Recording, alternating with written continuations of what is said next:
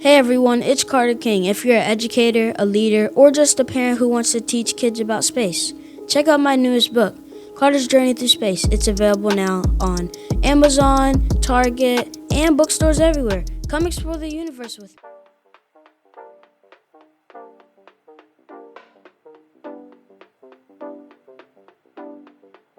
Welcome to another episode of the Contagious Culture Podcast. I'm your host, Kyle King, and the goal of this podcast is simple: to help you create environments where people thrive. Through real conversations, practical strategies, and powerful stories, we equip leaders, educators, and change makers just like yourself to build cultures rooted in purpose, performance, and authenticity. Because culture isn't something you talk about, it's something you live. This is the Contagious Culture Podcast. Let's get started. And I'm very excited to go into this conversation because two of the people that we'll be listening to today and learning from today are seasoned professionals, seasoned leaders, and have results to be able to back up their success. We're going to be focusing on stewardship phase of fundraising, but then also how to build long-term donor loyalty. One of our guests that will be coming up here shortly has built a career on implementing processes company-wide that has not just transformed ROI, but also transformed people.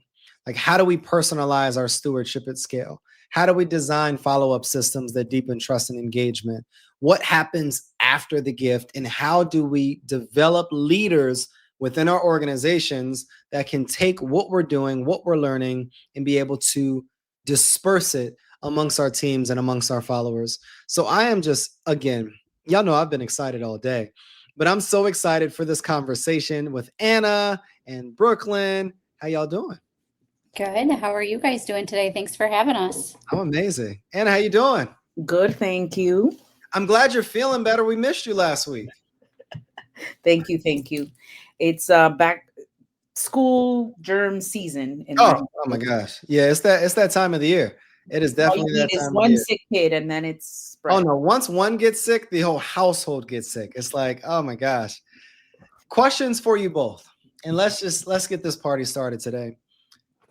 Who are you?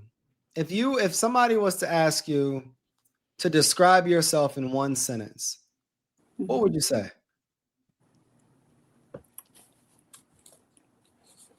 That's such a good one. Brooklyn, do you want to go first? I can go first.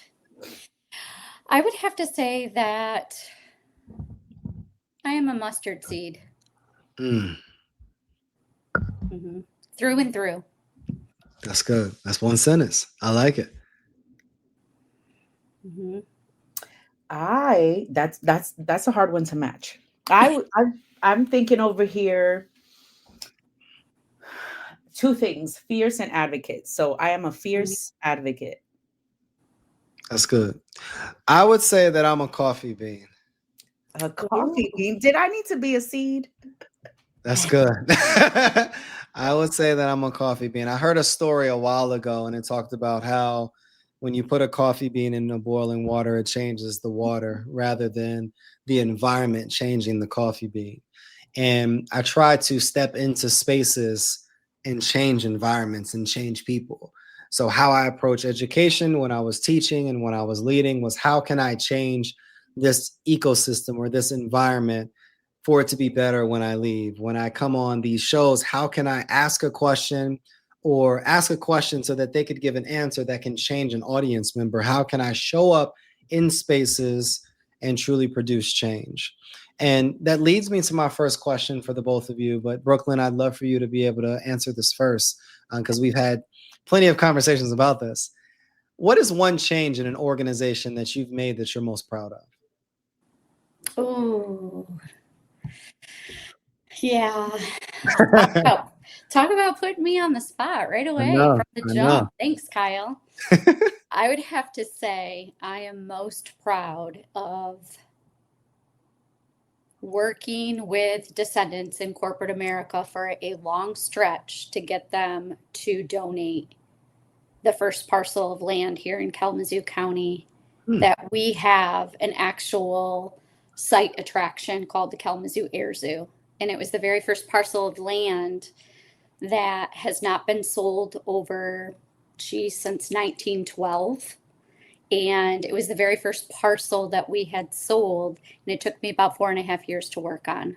That's And good. once we sold that for only $1, just a simple dollar, it opened up the doors to a lot of economic growth here in Portage, Michigan. So that's very nice. And it's something where I go to chamber meetings all the time, and people are like, oh, hey, there's B, the infamous B, the one that got that land for $1. But it takes a team, it takes a village. And I had a village behind me. I just was spearheading it. So, but Of yeah. course.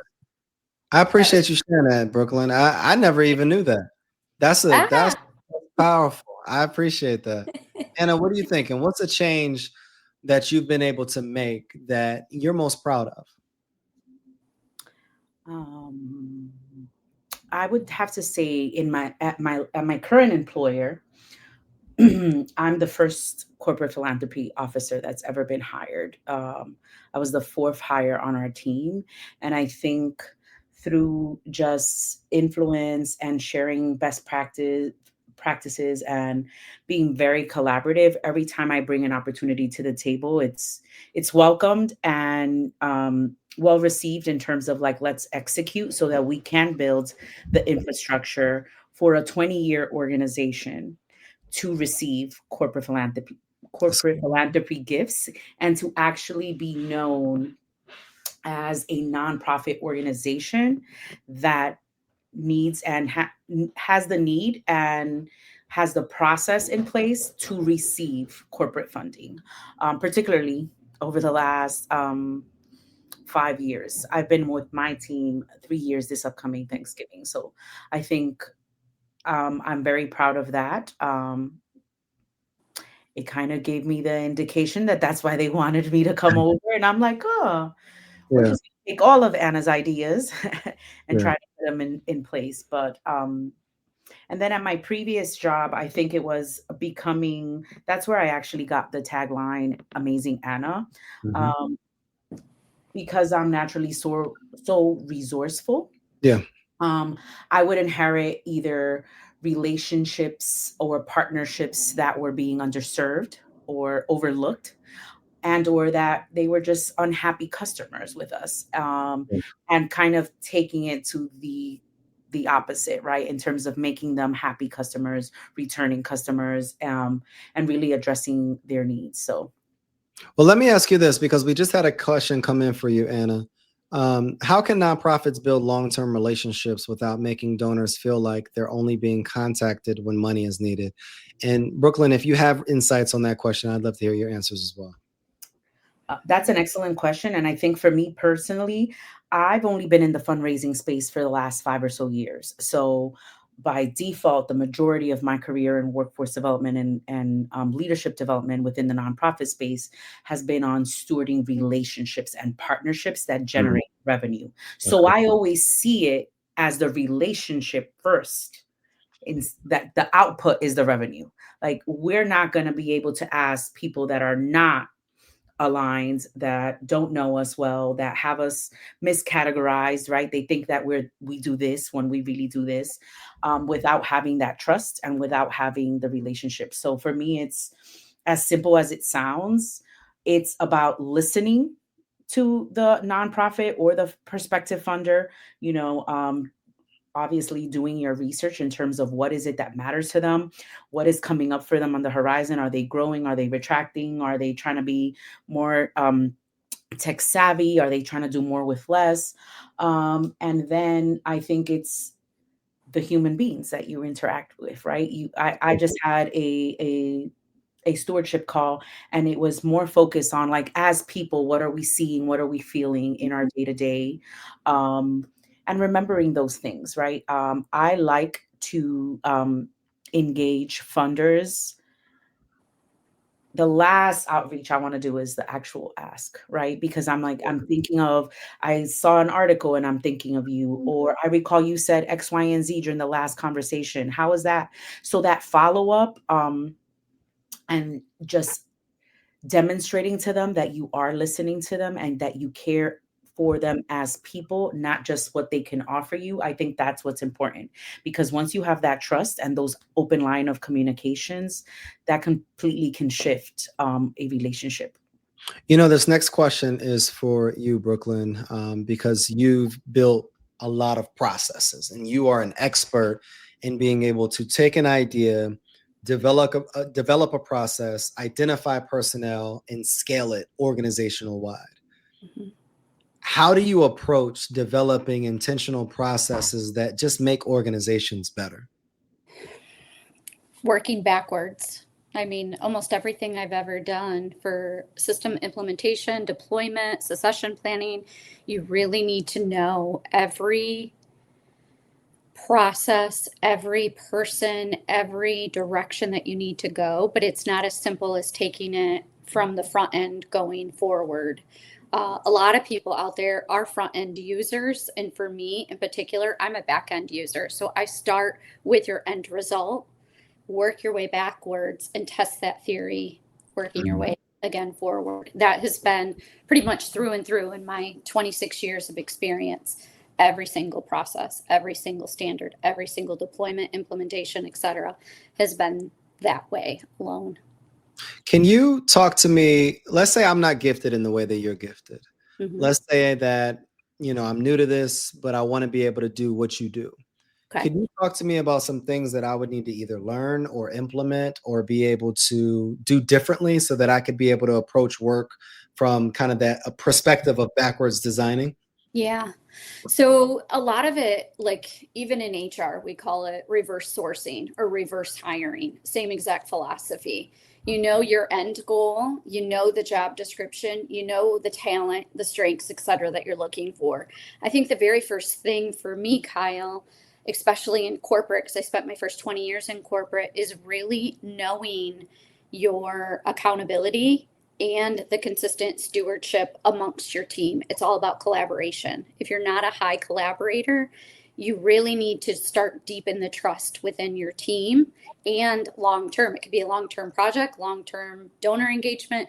Either way that you're looking at it, you really need to know every key player amongst that team.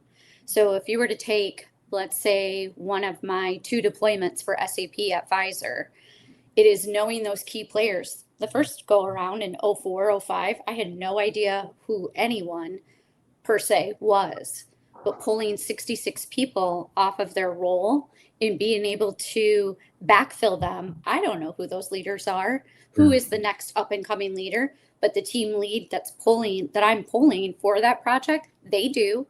They can backfill it. They know who is their strong lead. Also, I think a lot of people have a misconception when it comes to system implementations that it's just, a person in that seat and a body in that seat. It doesn't work like that. You really have to be skilled. I was fortunate enough to have IBM teams to be able to bring my experience even farther than where I'm at today. But I was able to lean on them when need be. Pulling 70 people off a job to be able to deploy a 2.5-year platform is a big deal. But you also have to be able to move steadily and move that needle with every cross-divisional team seamlessly. And That's it's good. something that, coordinators, project managers, I'm a project manager by trade before I ever fell into HR. And that's really the success of working my way backwards, figuring out all the components that you need, and then having a stellar beta testing collaboration team, and then having your expert team too, because it's not just a one and done.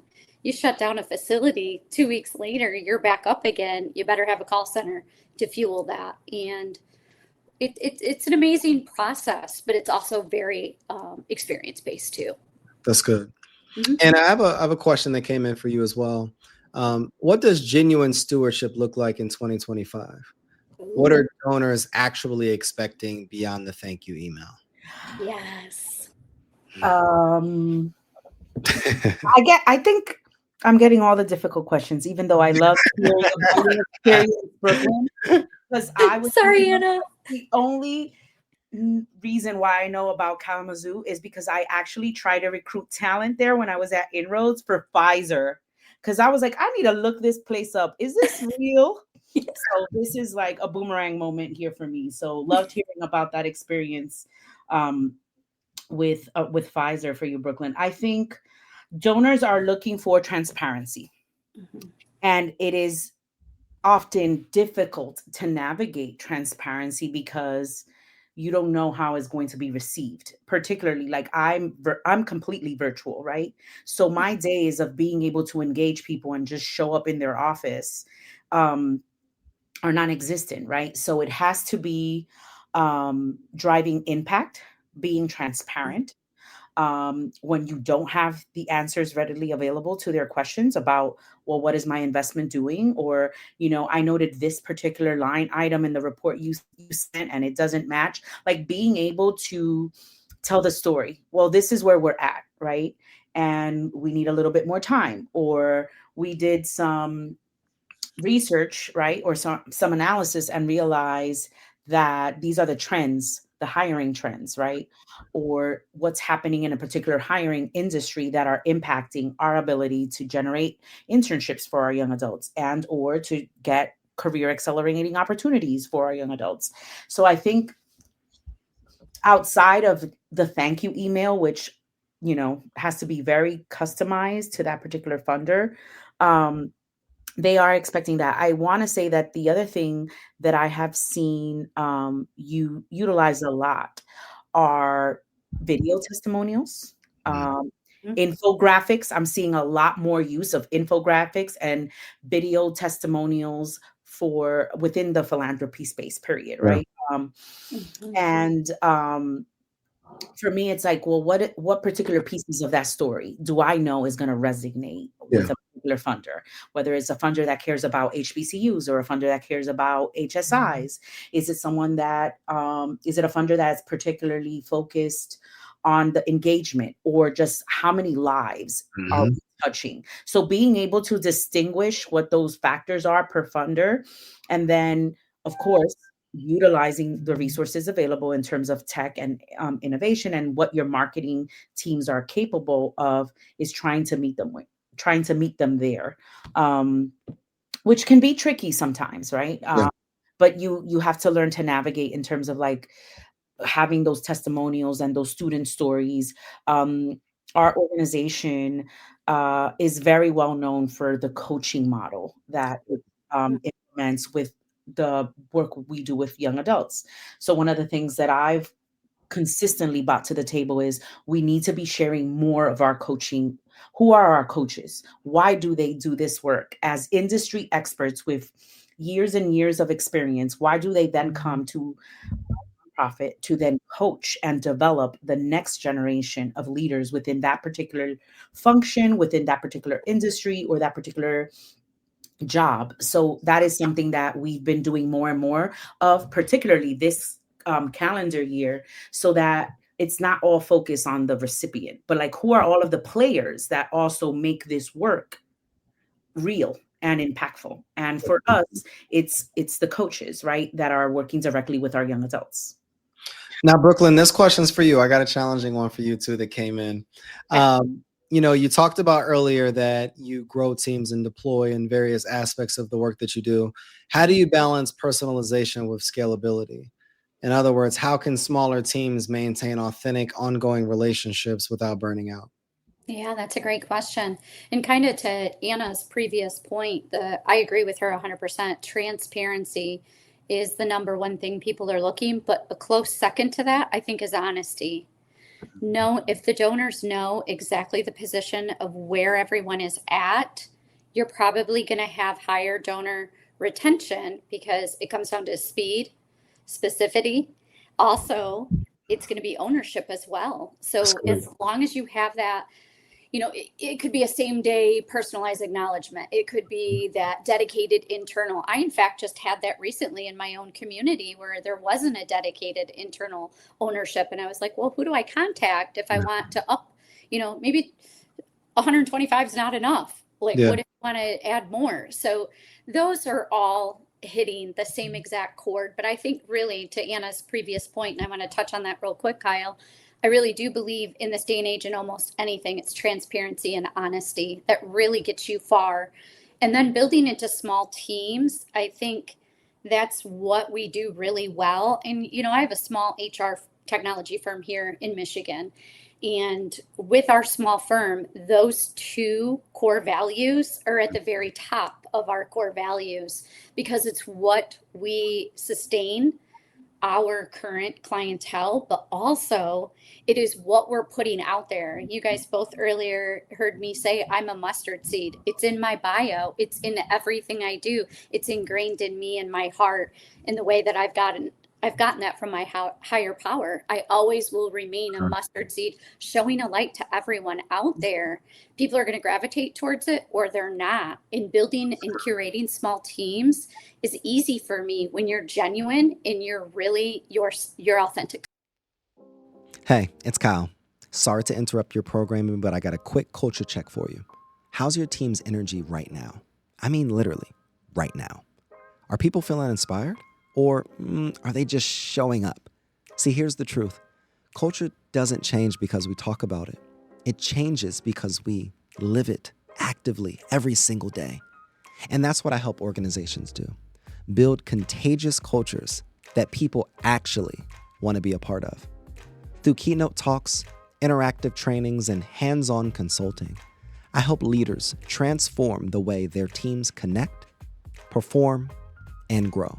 So if your culture needs a little bit of spark, let's light it up together.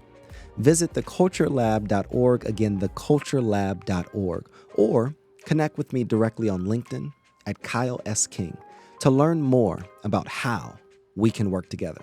Because remember, your culture is contagious. Make it worth catching. Now let's get back to the program. That's good. Anna, we coming back to you now. And it's interesting. I think I'm ready. Brooklyn, and you touched on this a little bit earlier, but the question is, if an organization wanted to improve donor retention starting tomorrow, what's the first step they should take after a gift is given? Acknowledgement. I mean, some of the things seem very, very basic, but people, especially when we can sit in, I think you said, Kyle, you've been doing this for 7 hours today. You've been sitting in front of your computer, engaging with people, and you're not in a room. You're not in a shared space, right? And it's like you're moving from one thing to the next. And people want to feel heard and seen. Yeah. And I think that oftentimes we get stuck with it has to be perfect, or it's not my job to do it. It's someone else's job to do it. But for me, it's like, well, how can I enable whomever's job that is to quickly acknowledge a gift, right? And respond and say, I've received this. Delighted to receive your gift. Give us a day or two to circle back with a formal acknowledgement. So I like to kind of be honest, right? In that exchange, in terms of like, give me the time that I need to get you a formal acknowledgement. In essence, that response, that immediate response to them is an acknowledgement of their gift. And then you send them, on the letterhead with a personalized message, with the PDF document that they need for their files. Then you send along the message with all the bells and whistles. But it's that acknowledgement. And then also one of the things that I've also realized, particularly when the fundraising team is not as close with the direct service team or the program teams, is then sharing that news with all of the people whose work that impacts. That's good. That's good. It's all about connecting those dots, right? Because if I can get or quote a coach or a program lead or a recruiter or someone that's working directly with the students in my formal acknowledgement, then that is even more than me just saying thank you on the receiving end, because that's my job, right? But then I do try to connect those dots for folks in terms of like, this is an incoming gift for this particular cohort or for this particular project. I'm going to be in the process of formally acknowledging this donor, any thoughts or words that you can share with me. So that's how I rope people in, because it's not just me as the fundraiser. I'm just on the receiving end. My job is to just go out there and find it and keep them happy so that they can continue to support our projects and our work. That's good. Brooklyn, I feel like you had something to add. I don't know. Yeah, I mean, I agree with everything that Anna is saying. I think the personalization at scale, without the burnout is key. You're working in a lot of different, CRM driven workflows, automations, different frameworks. I think making sure that you have those pre-built before anything launches, and then having that tiered effect, the tiered stewardship tracks, being able to really just have those introductions, those referrals, any digital responses that you can go ahead and give that doesn't seem highly automated is going to be better. We always call that high impact 45-day stewardship framework, where you can do like a personalized leadership video. You can create an impact story, or maybe the outcome. I like the outcome snapshots personally, because it's like, where did this go? What was it used for? And then you could see it in the community and the public. So for me, it holds better weight when it's an outcome snapshot, like last year, and we want to double it this year. Well, that gets me moving. I don't know about y'all, but I start moving. And also a lot of things at the core and the heart of everything that we do. I'm a very core value, but also a mission based. So if you're mission aligned, that invitation or even behind the scenes experiences, that's going to also hold a lot of credibility, but at the same time, it will bring in even more donor as well as retention. So I look at that because I have that systematic brain to it, is how can I make this easy, but also user friendly, so it doesn't appear as if it's automated responses, but then how am I able to blend in the mission, the engagement, and the outcome expectation full circle? Let me ask you both this. Most of the conversations that we've had today have been very tactical in nature, and then some theory and some philosophy, but many people had nuggets to be able to give for their earlier selves. If you could give an advice to the 21-year-old you that's just getting ready to graduate college, that's getting ready to go out there and transform a company or an organization or fulfill their passion or purpose, what would be your advice for them right now so that they can be able to take advantage of the opportunities that are in front of them? Follow your heart. I think that's I think more often you know what drives you, what motivates you and gets you moving. As Brooklyn just said, that gets her all jazzed. And sometimes we're caught up in, well, it has to be linear and it has to follow a certain path. And that could be detrimental. I think you have to find joy in what you're doing. You have to really, I tuned in earlier, Kyle, and I want to say it was Kim who said something about how she was able to be as successful both professionally and personally because she knew herself and she had done that introspective work. And I think when you're just getting out of college or just pursuing your first job, or you navigating what that looks like, you haven't done so much of that. It's more of like the textbook and the college and the classroom learning. And I think it's spending time and really uncovering, like, what are the things that motivate me? When am I the most happiest? What are the skill sets and the competencies that just are natural to me and ingrained in me because of who I am?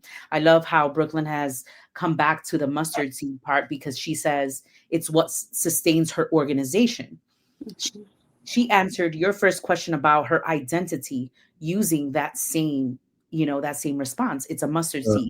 So to me, that signifies, and I'm sorry, Brooklyn, I'm using it as an example, right? As a live example. Like, that has meaning to her. She has sat with what that statement is, what that identity and label is. And it's a part of her business. It's a part of her work. It's how she motivates people. It's how she identifies herself. And I think as young adults, if we were to do just a little bit more of that internal homework, it will bear us out, much better as it relates to identifying careers and jobs and opportunities that are the right fit. Yeah, That's good. and it's kind of funny that you say that, Anna, because you talking with you for just a half hour now, you already understand who I am as a person, and it is ingrained in me. That's how I was raised. I mean, I come from a complete family of educators. I'm the only one in business. Hmm.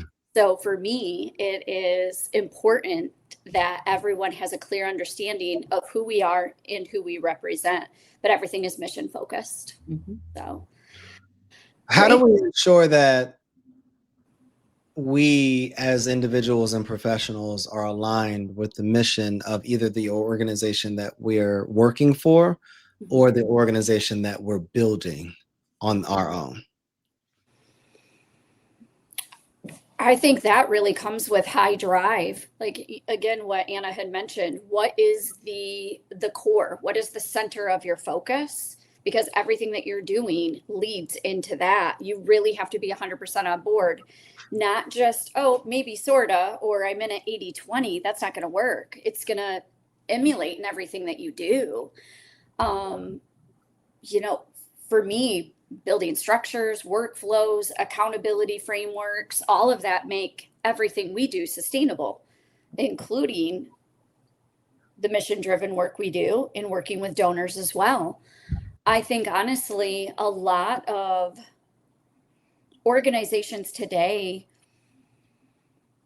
I have a lot of lean in my background too. So when you think of, lean,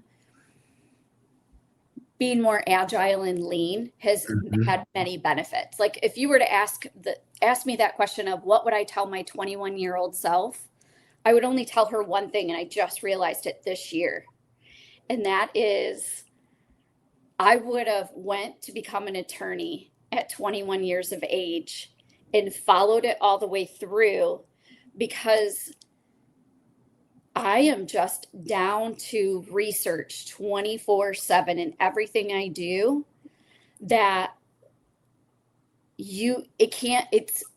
Our world in HR is not subjective. Nothing is subjective. Everything you're doing is backed by data, analytics, proven methodology. It's not just a thought or an idea. You have so many countless hours you need to put into the methodology itself before you ever launch it. And I think it's the driver in each person that really will hold a candle to themselves to go from conception to completion. And I'm a conception to completion gal through and through. I don't deviate from the plan. What are your, and I want to chime in on this because I'm a conception to completion as well. I'm more so of I'm going to complete it after I've already launched it. That's fair. Like I have this great idea. Let's just go ahead and do it. Let me tell some people so that I'm held accountable to doing it. And I'm going to just figure it out on the way. But I find that you are very methodical though. And when things launch and all of the different resources and things that you need to have in place, can you talk to people like me that are jump out of the window and build the plan on the way down, and why sometimes that can be risky business in business?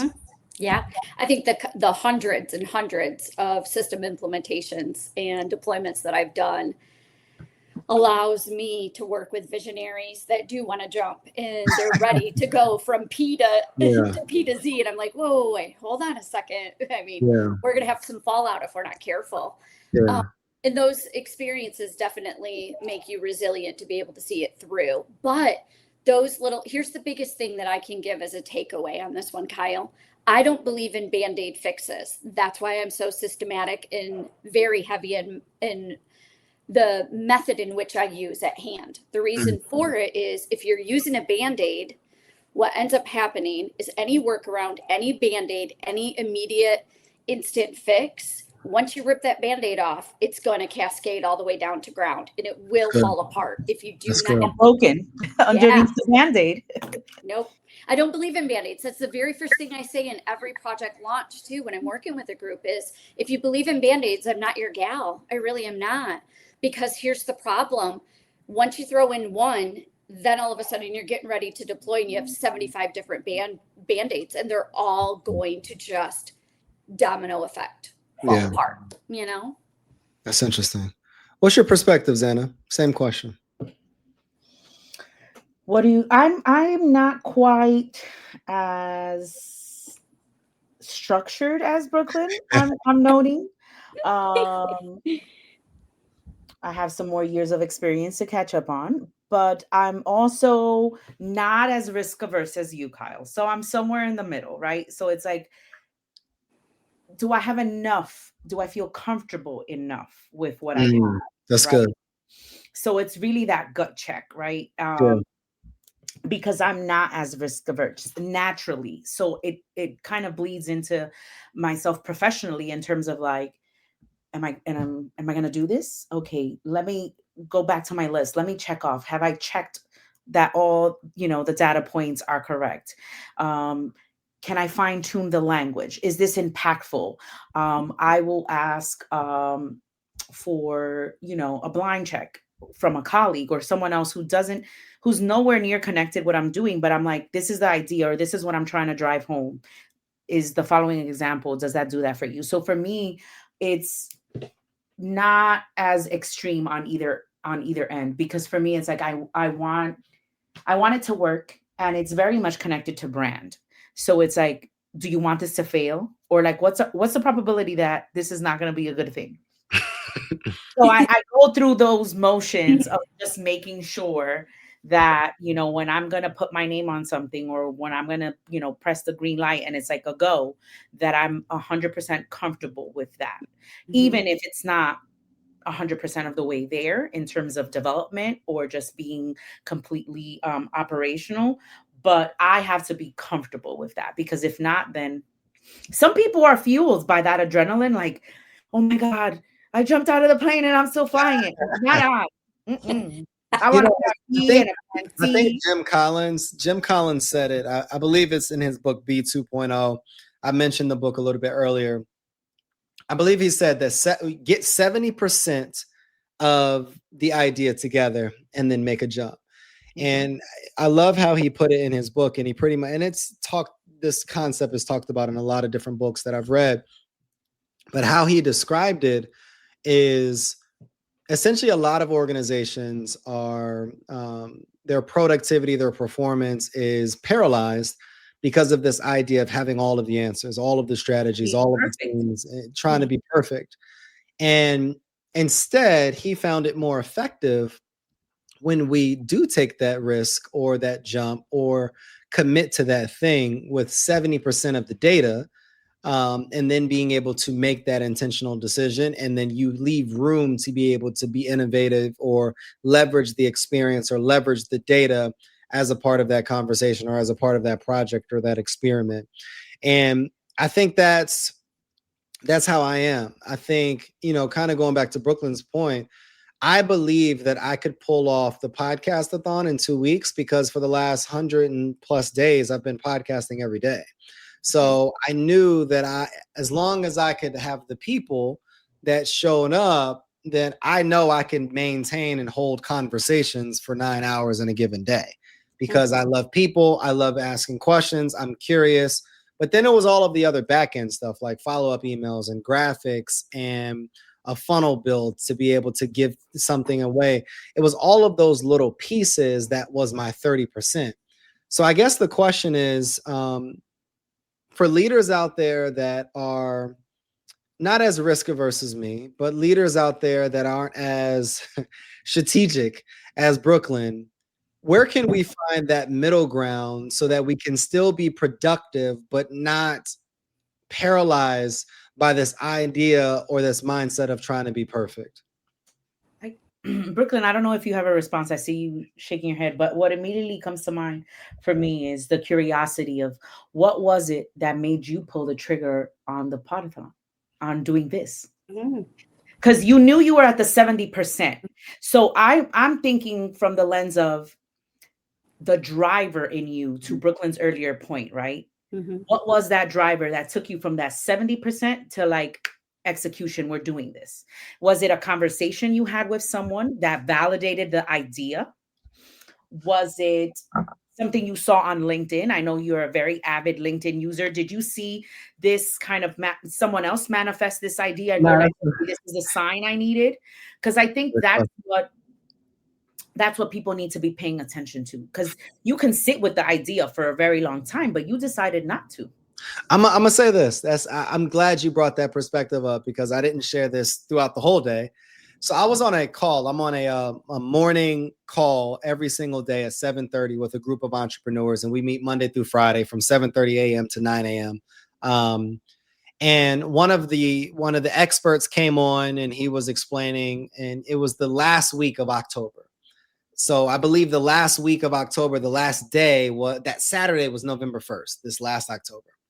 And he was communicating. He was like, what can you do in 5 days? And he gave all these examples of the Beatles Blowout soundtrack was done in 5 hours. And then the original Airbnb website and the software behind it was done in like 5 days. And all of these things, Apollo 13 was found in 5 days. Like all of these things, these major things, like he talked about Tupac Shakur, his album All Eyes on Me was like written in 5 hours or whatever the case may be. And these companies have went viral and grown and had billions of users in like 5 hours. And he challenged us on that call, like, what could you do in 5 days? Like, what could you do? And mine was attached to a financial goal and an outreach goal and an ask goal. But then I started to approach everything like that. And then I recognized a colleague of mine, shout out to Scott Leese. He had one of these for 24 hours. Now, he wasn't on it for 24 hours, but he had 24 speakers. It was, I believe, November 7th. It was 24 speakers. And literally, they were on every single hour from 12 p.m. to 12 a.m. or 12 p.m. to 12 p.m. the next day. It was the craziest thing. And for me, I'm the type of person, if I see it once, I'm no longer unexposed to it. And if you can do it, I believe that I can pull this off. And now it's like, for me, even in the Podcastathon, it wasn't 70% of resources that I had. It was just 70% of confidence. I just needed to believe that I could do it. And then I think there was one person in my life that told me that, look, you can do this. And this is how you do it. These are the things that you need to do. And she's been that one person that believed in me, like from conception of this, and gave ideas. And we went back and forth with various aspects of the day. And I think for anybody listening, you need to be in spaces that you get exposed to things that are impossible. Number two is you need to align people around you that push you past your comfort zone. Mm-hmm. But not just push you past your comfort zone and have nothing to add value.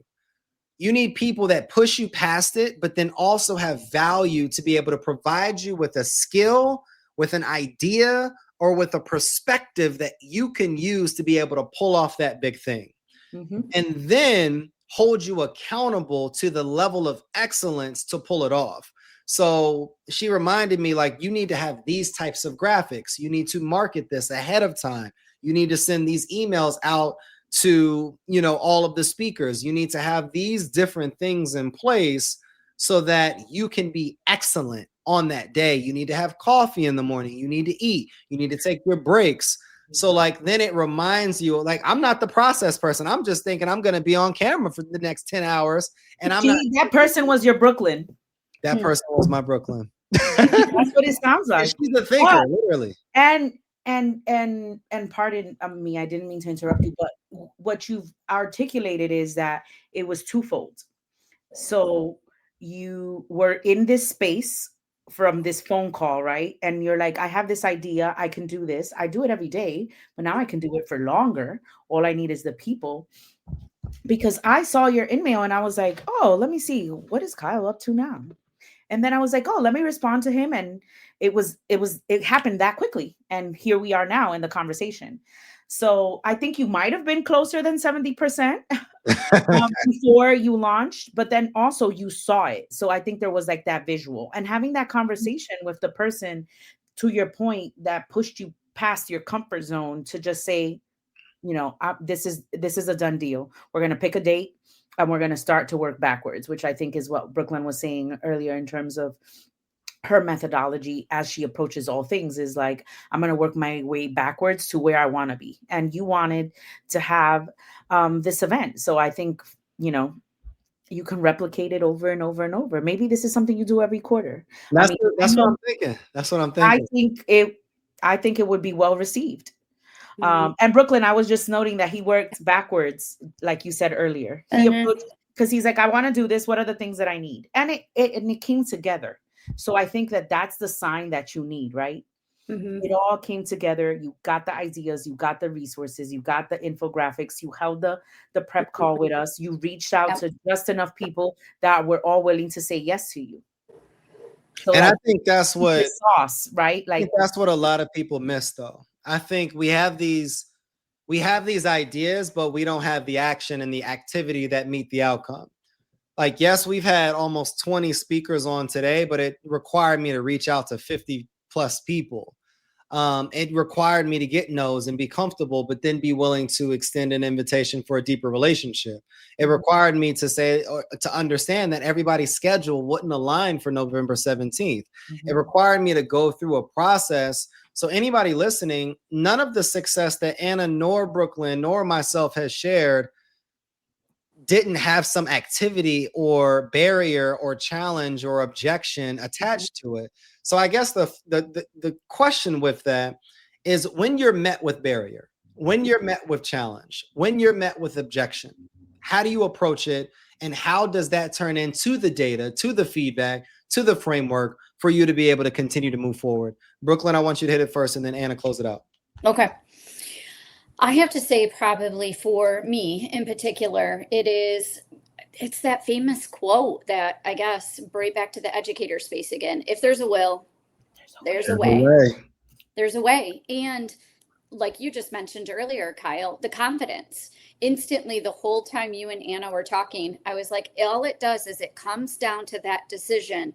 Do I have the confidence to see this through? And if the answer is yes, you're going to put every single thing, frontwards or backwards, in position. See, the number one thing I see in the last 5 to at least 10 years is not 100% accountability or follow through. But have you ever noticed that the most driven individuals, when it comes to methodology, when it comes to systems, when it comes to changing anything within an organization, it has to have complete follow through. If you cannot hold proper accountability structures, then you're already back 1 step or 3. And that's not the point. The point is always to be proactive, not reactive. I think working, as long as all of us have been working, you realize you surpass that tactical hump and you go into strategic, because what happens after 10, 15 years, you no longer are reactive. You're like, oh, wait, I've went through this before. I know exactly what to do. And then it comes down to, like you mentioned, Kyle, in the confidence. It really is confidence based on making this successful. Exactly. That and that alone, you've got a process. You followed through on all your due diligence, and people are happy to come meet with you. I'm excited about meeting with you because you're just easy to talk to. And for me, finding great communicators that are invested and they're curious and that they're going to actually follow through. Yeah, it's amazing. Someone just called you a trooper in the chat. Somebody called me a trooper. And I appreciate y'all. And I think I read a book that I want to share with everyone on here. It's called Who Not How by Dan Sullivan and Ben Hardy. Probably one of the best books that I've ever read. And it's the framework essentially on how I live my life. And I'm going to just give the concept of the book. So Ben Hardy was watching Dan Sullivan speak at an event. This was years ago.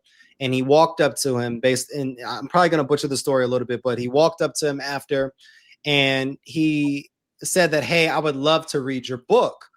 Now, Dan Sullivan came back to Ben Hardy and was like, well, son, I don't have a book. And he was like, well, do you want to work on one together? I'd love to work on one with you. And Dan Sullivan came back to Ben Hardy and said, I don't have the time. Like that, I'm at capacity. Ben Hardy said, I would love to interview you and write the book for you.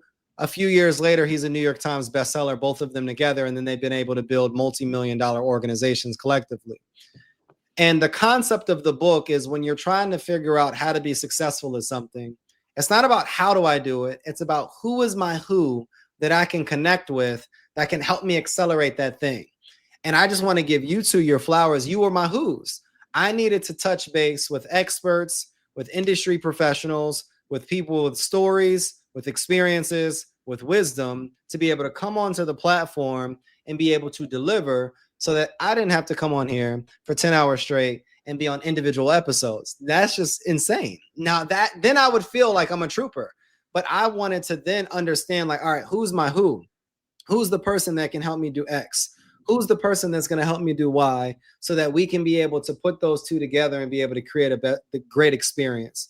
So I say that for anybody that wants to create something, for somebody that wants to launch something, that wants to build something that's in our audience, who is your who?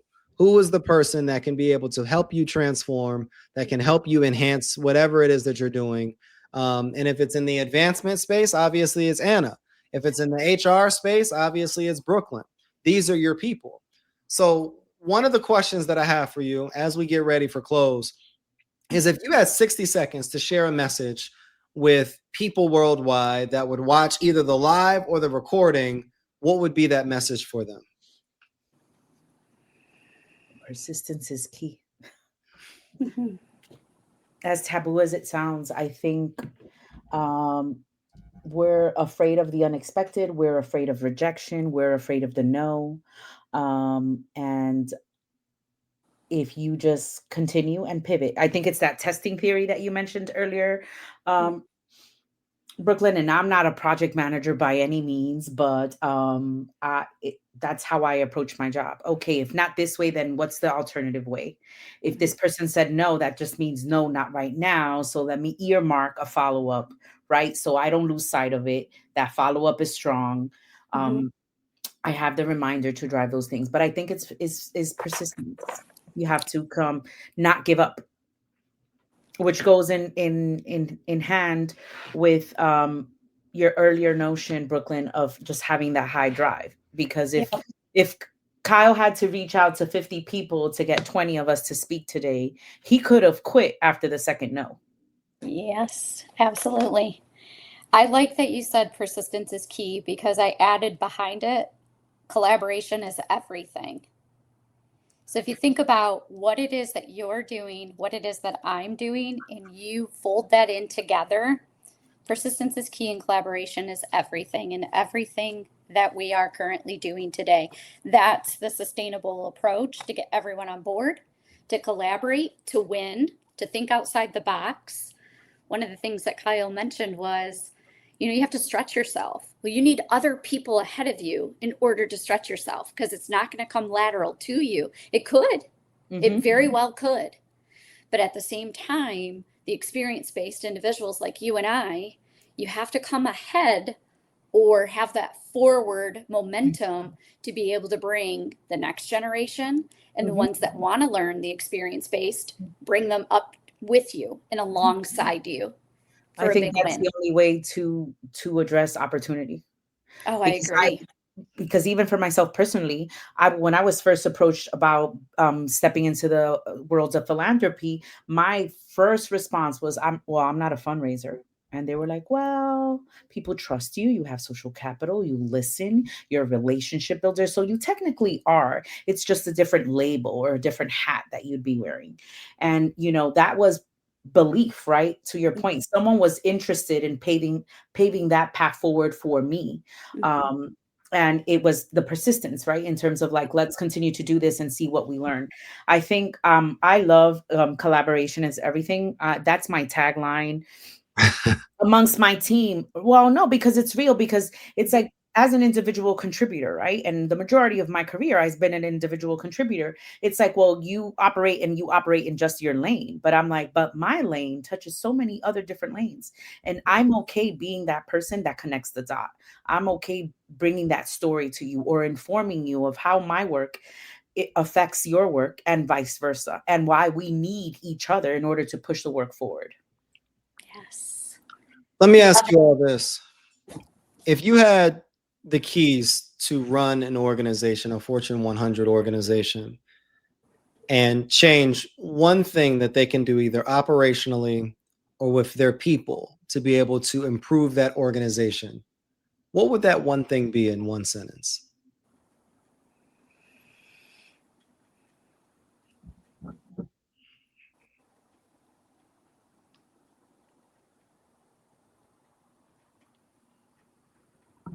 Brooklyn's still pondering. I am. Because the only thing that comes to mind, because I've been in that environment already, and I left that environment for a reason. Not that I didn't love it, I did love it. That chapter was done for me because it was time to fly independent, because I've always been part of a team. I've always been collaborating. So that has been built within me since 21 years of age. And so I think of two things right off the cuff for me personally. I think it's, what do I want to do with the rest of my life, and how many people do I want to impact? So for me personally, it's all about impact. Now, going back to the Fortune 100, I made an immense amount of impact. I have been lucky and fortunate throughout my whole career to be able to do system-wide deployments that I did not even strive to be. I landed in that because I cracked a code, and just cracking a code, again, there's a will, there's a way. And he found out I was a professor's kid. It led to a complete change in my careers, but Yeah. I rode that out. So I think personally, it would have to come down to authenticity and impact, really, Kyle. That's Because good. I want to spend the rest of my days making as much impact as I possibly can throughout the rest of the days that I have here on Earth. That's good. Oh, I love that. I think top of mind for me is just stakeholder engagement. You have to be willing to listen to the people that are on the ground doing the work. And oftentimes, because of the systems that we operate, it's like it falls on deaf ears. So I'm always one of like, what's the feedback loop? Have we surveyed the population we're looking to serve? Have we surveyed our funders? Are they happy people? Do they like the cadence of our communication? Do they like the means of our communication? And it's like, be willing to listen to the people or the population you are trying to serve, and don't just survey them or ask for feedback just to have it and sit there, but like make it real. Because I think that that's what sometimes creates these loops of, you see very experienced, very tenured, dedicated professionals kind of moving around because it's like, well, I had the ideas, but I wasn't being heard, or I had the suggestions, or it wasn't being implemented. And then it's like someone's always willing, to snatch them up on the other side. And I think it's a matter of we need to be asking for that and really creating the opportunity to engage our stakeholders in what those decisions are. And it's not just the board, and it's not just your C-suite or your most senior leaders, but the folks on the ground that are doing the work and being impacted by it every single day. That is so good. That So was a great good. response, Anna. And Thank I you. appreciate both of you so much. And I just want to, just for a second, just give you your flowers. This conversation has been amazing. It's kept me energized. I have literally 3 pages of notes from just listening to you two. And it's reminded me of the importance of creating processes. It's reminded me of the importance of really curating intentional relationships. It's reminded me of the importance of leaning on my people. It's reminded me of the importance of believing in something that is bigger than me. And it's reminded me of the importance of just doing it, even if it's not all done, and trusting in your confidence, trusting in your experience, and trusting in what's around you, your community, to be able to pull off that big win. Anybody listening right now, Anna, Brooklyn, where can they find you online? On LinkedIn, Anna Marte. Same here. Brooklyn Stanfill, HR Bureau, LLC, or hrbureaullc.com, our website as well. But I'm definitely on LinkedIn, as well as our business is on LinkedIn as well. But yeah, thank you, Kyle. It's a pleasure to be on here. I'm forever grateful. They can also find us through you, Kyle. Yeah. They can. They sure can. They're everywhere. Yeah, so even if you don't remember a name, you could just go to Kyle's page and be like, who are the folks he had Who are invited? those people? Yes. I appreciate you two so much. And if you guys are new to the Podcastathon 2025, welcome. Thanks for tuning in to the Contagious Culture Podcast. If this episode challenged or inspired you, hey, take a second to share it with someone who's building culture in their world. Make sure to like, subscribe, and leave a review. It helps more leaders, educators, and change makers just like yourself join the movement. You can connect with me on LinkedIn or YouTube at Kyle S. King for more tips, tools, and methodologies to be able to help you create this ecosystem of absolute excellence. Until next time, lead boldly, live intentionally, and remember, your culture is contagious. Make it worth catching.